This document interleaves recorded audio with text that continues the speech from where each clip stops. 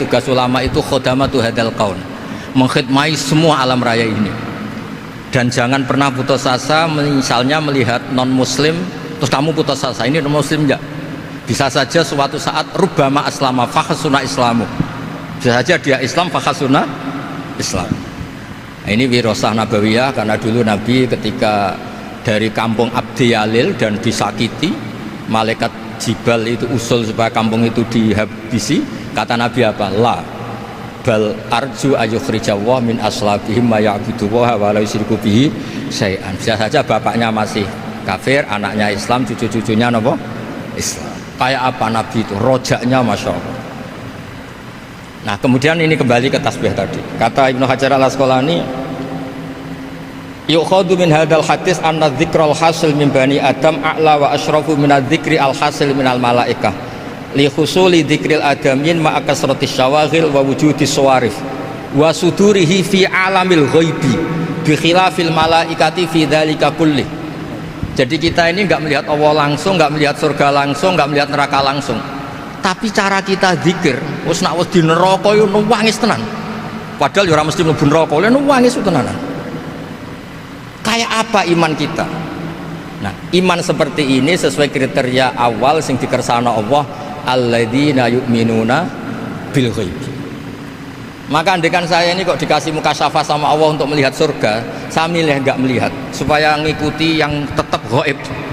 Nanti kalau saya melihat langsung kemudian iman, kata Allah, akeh tunggali aku iman mau melihat itu. Jadi kadang-kadang keterbatasan kita ini penting. Makanya masyhur Nabi pernah ngendikan, tuba liman ro'ani wa amanabi, tapi wa tuba liman lam yaroni wa amanabi. Kalau orang melihat saya kemudian iman itu biasa. Ini orang zaman akhir tidak melihat saya tapi iman. Kadang-kadang itu nggak lewat Habib yang ganteng itu, enggak lewat Mudin.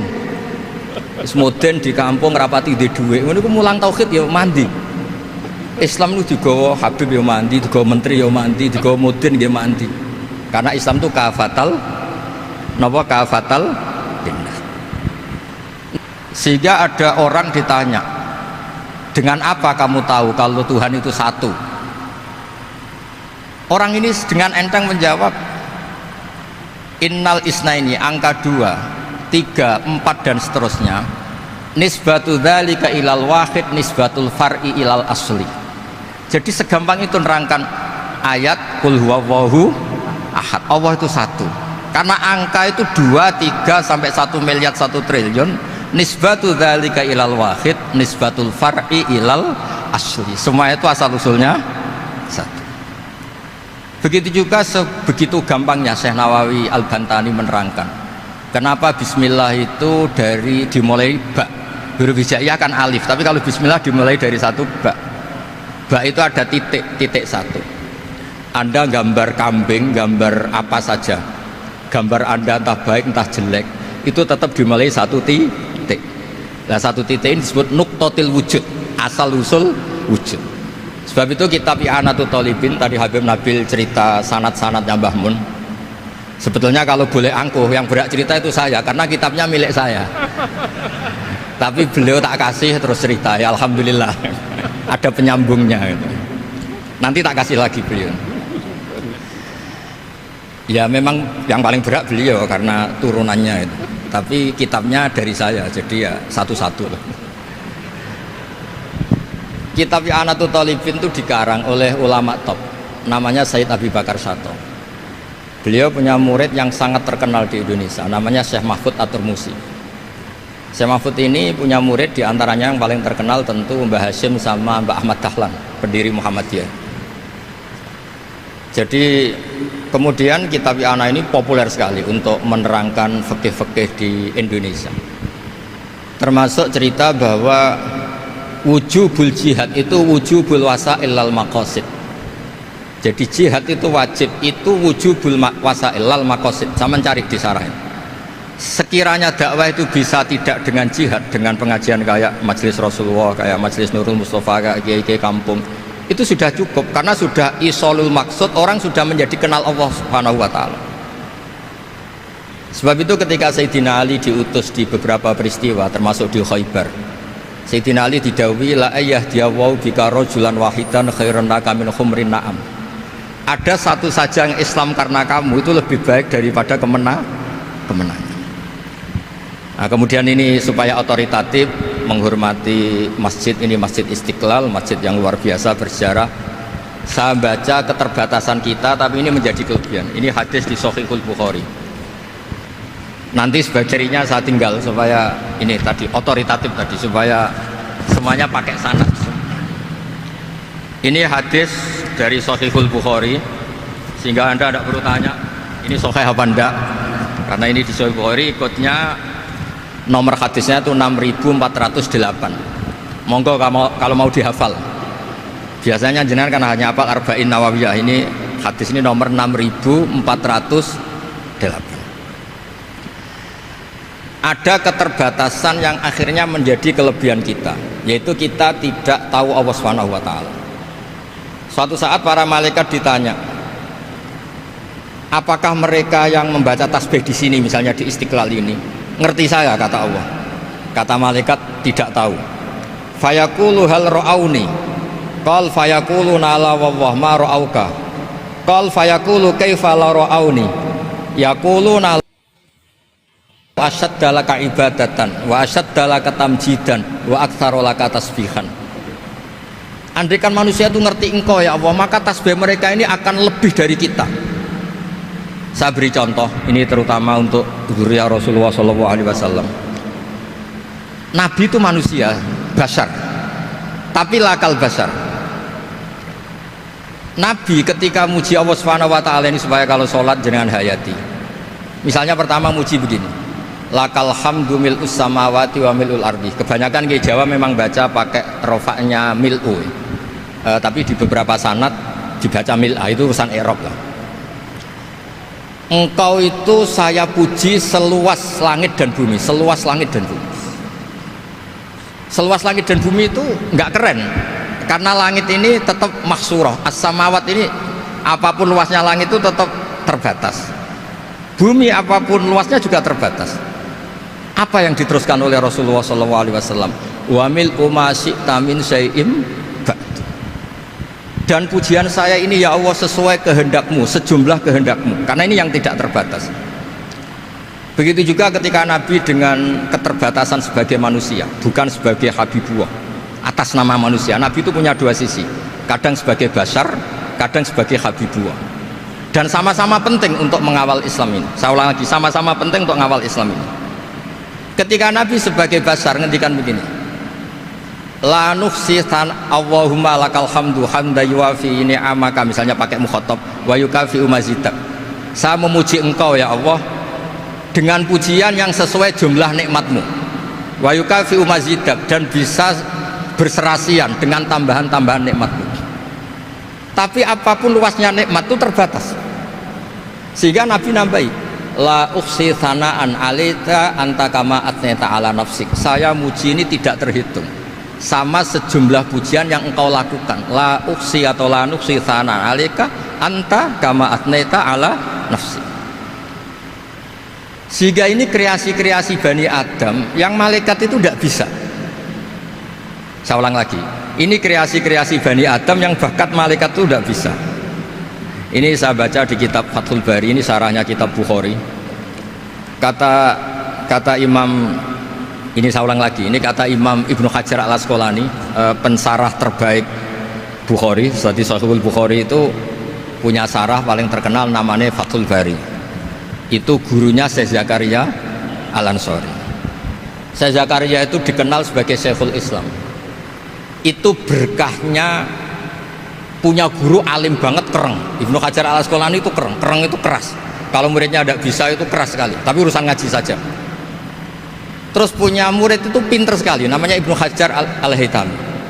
Jadi beliau kalau mau ngaji ya susah, karena gurunya itu alim, nyuruh baca. Kalau mau ngajar ya susah, muridnya itu alim, takut salah. Jadi akhirnya pinter. Orang punya murid alim alama itu kan bingung. Nah, yang nggak dipunyai malaikat adalah tadi seperti cerita saya tentang Imam Amudi. Segampang itu. Makanya di tradisi pondoknya Mbah Maimun itu ada tradisi qaddimid dirayah ala riwayah. logika riwayat itu penting karena itu menjadi nyaman. Begini kata Ibnu Hajar Al Asqalani, ini saya baca ya supaya penghormatan saya sama Habib Umar Hafid. Saya ini baca kitab beliau khatam serius, namanya Taujihun Nabi li Mardhati Bari, yang ditulis oleh Ustadz Fahmi bin Ali bin Ubaidun. Saya baca banyak, termasuk ketika beliau punya manhaj yang tidak populer, kata beliau fala buddha antuwattina nafsaka ala annana khudamatu hadal kaun. Sekarang saya cerita tentang ini karena bidang yang saya tekuni. Ada kitab tentang ulumul Quran namanya Al-Mufradat fi Gharibil Quran, dikarang oleh Ar-Raghib Al-Asfihani. Ini kitab luar biasa. Di situ hanya cerita lafat-lafat per kata. Saya tadi sebelum kesini ngajar dulu di pondoknya Beki, Baitul Qurannya Pak Kures, karena memang saya termasuk pengajar di sana. Artinya kalau saya sering ke situ, jangan iri, memang saya termasuk pengajar di sana. Termasuk pengajar yang keren maksudnya. Keren itu artinya pakai referensi, bukan asal. Begini kata kitab itu. Rasulullah SAW itu kan punya nama Muhammad, orang yang banyak sikapnya atau semua sikapnya terpuji. Termasuk ketika sebagai manusia, sama lagi termasuk ketika sebagai apa? Manusia. Sebagai manusia aja Nabi gak pernah salah. Begini kata kitab itu. Nabi-nabi yang keren-keren itu, sama lihat di Ahaditsus Syafa'ah, itu masih egois. Ketika ada haulul mauqif, ada prahara mauqif, itu semua Nabi bilang nafsi, nafsi, nafsi, nafsi. Ketika dimintai syafaat bilang nafsi, nafsi. Tapi Rasulullah SAW itu beliau ngendikan ummati, ummati. Dan beliau ketika dimintai syafaat, kata beliau, sudah, analah, saya bisa memberi syafaat. Kata beliau, fa'akhirru lillahi ta'ala sajidan fayaqulu li ya Muhammad irfa' ra'sak wasal tu'tah wasfa'tu syaffa'. Kayak apa hebatnya Rasulullah SAW? Umumnya para nabi melihat akhirat itu sudah akhir dari semua amal. Itu menurut Nabi Muhammad gak keren. Allah itu gak bisa didikte akhirat, Allah itu Tuhan, tetap yaf'alu ma yasha. Jadi gak bisa misalnya sudah akhirat orang nyuwun sewu terus tanya, ya Rasulullah ini sudah akhirat kok jenengan sujud bareng ini gimana? Ini sudah nggak darul amal tapi ini darul jaza. Tidak bisa. Akhirat nggak bisa dibatasi. Karena akhirat nggak bisa membatasi Allah, Nabi tetap dengan rileksnya minta sama Allah. Fa ahmaduhu bima hamida allamani ya rabbi. Kemudian saat itu saya muji-muji Allah dengan pujian yang luar biasa. Terus kata kitab itu, fa Muhammadun Ahmadu min ghairihi. Makanya beliau punya nama Ahmad. Ahmad itu afal tafdil, bukan fi'il mudhari' waqi' mutakallim. Fa Muhammadun Ahmadu min ghairihi. Ketika para nabi gak bisa muji Allah di mahsyar, bahkan mereka itu nyuwun sewu egois, hanya mikir diri sendiri, nafsi-nafsi. Rasulullah Muhammad ini punya nyali untuk muji Allah dan tetap mengajukan permohonan apa?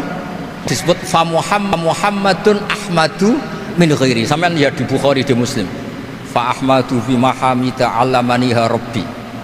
Tetap muji-muji Allah. Nah, bukti bahwa teori saya benar dan otoritatif adalah yang nggak bisa hilang di surga itu juga wiridan. Ketika kita masuk surga, apa kita kegiatannya? Da'wahum fiha subhanakallahumma wa tahiyyatuhum fiha salam wa akhiru da'wahum alhamdulillahi rabbil alamin.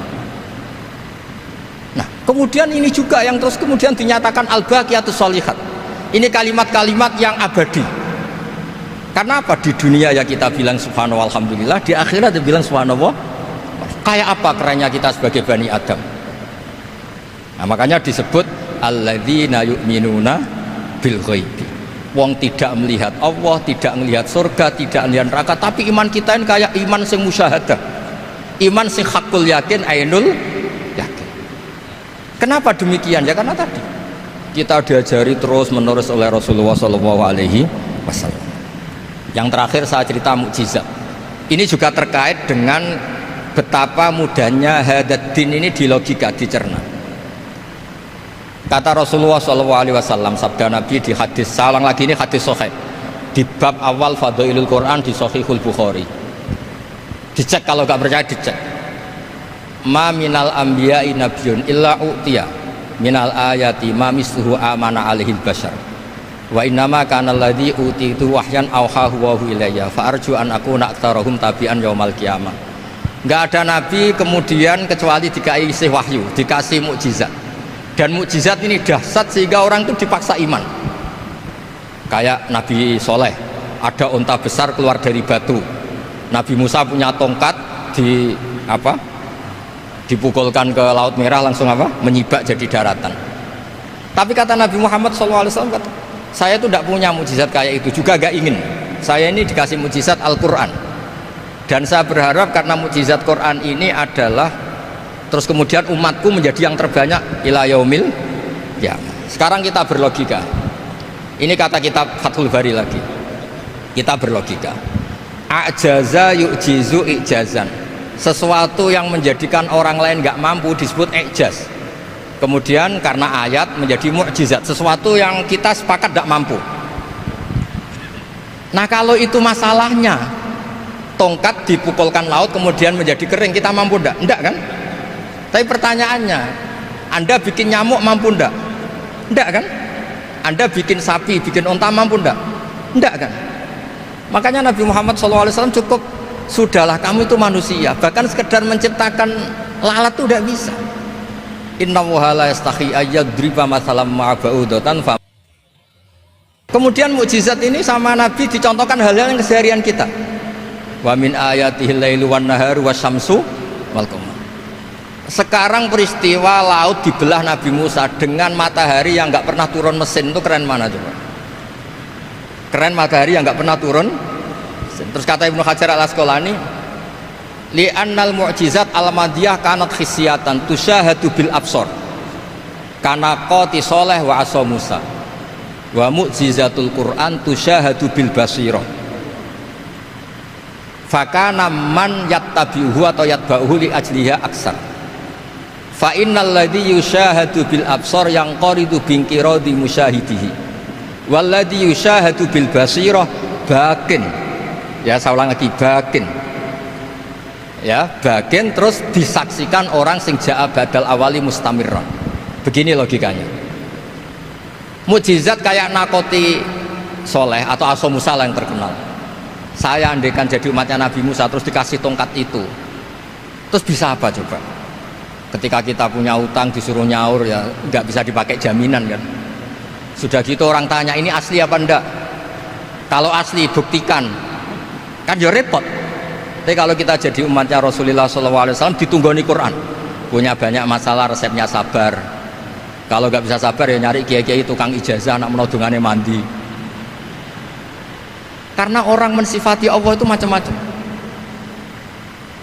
Makanya saya pastikan nggak ada agama yang mengajarkan rasional kayak agama Islam. Makanya liqaumi yaqilun liqaumi yatafakkarun. Coba misalnya nyamuk, kamu bikin nyamuk tidak bisa kan? Nyamuk punya organ tubuh kecil, organ tubuhnya punya urat. Kamu mikirnya kayak apa? Sekedar bikin patungnya saja tidak bisa, apalagi bikin nyamuk. Jadi untuk mengakui kudrohnya Allah yang tidak terbatas dan kita lemah, itu tidak usah nunggu peristiwa kayak terbelahnya laut. Cukup wa ma min dabbatin fil ardi wala ta'ir yatiru bi janahihi illa umamun amsalukum inna fi khalqis samawati wal ardi wakhtilafil laili wan nahar, seterusnya la ayatil liqaumi yaqilun. Nah gara-gara pola yang diajarkan Nabi itu ila yaumil qiyamah orang tetap Islam karena nyaman dengan kepastian mukjizat ini baqiyah ila yaumil qiyamah. Itu kayak apa baiknya Nabi. Makanya saya suka tadi burda yang dibaca, ada ulama kayak Muhammad bin Said Al-Busiri yang ngarang burda. Itu kalau berpikir itu sederhana, ngeten lho Gusti, malah nerangno pangeran. Lama da'awa da'ina li ta'ati bi akramir rusli kuna akramal umami. Ngeten lho Gusti, karena Rasul Muhammad itu terbaik, ya logikanya umatnya juga terbaik. Jadi lama da'awa da'ina li ta'atihi bi akramir rusli mesti kuna akramal umami. Jadi burda ini saking manjanya sama Allah sampai bilang gini, wala yadika Rasulullah jahuka biidal karimu tajalla bismimun takim. Ya Allah, engkau telah menamai Nabi engkau itu Raufur Rahim, yang penuh kasih sayang, yang sohibus syafa'ah. Maka ketika engkau ingin nyiksa kami dengan alasan engkau ini al-muntakim, dat yang bisa nyiksa orang maksiat, jenengan harus ingat ya Allah bahwa Nabi kita itu nabi yang kau gelari Raufur Rahim. Ya kalau gitu jangan jadi nyeksa. Terus gunanya apa digelari Raufur Rahim ra iso nyafaati gitu. Itu jenenge wala yadi ka Rasulullah jahu kabi idal karimu tajalla bismillah. Terus fa inna min judika dunya wa darrataha wa min ulumika ilmal lauhi wal qalam. Dan itu juga yang dibuktikan Rasulullah SAW. Sampai beliau ngendikan likulli nabiyyin da'watun mustajabah wa akhtabi da'wati syafaatan ummati yaumal kiamah. Semua nabi itu punya doa yang mustajab dan semuanya sudah dipakai di dunia. Tapi saya menyimpan jatah itu supaya saya tetap punya hak syafaat fi yaumil kiamah. Terus ini bukti-bukti bahwa ilmu yang selama ini diajarkan para habaib, para kiai itu otoritatif. Saya hanya bantu jenengan memastikan kalau hadis itu sahih dimaknai oleh ulama-ulama yang kredibel.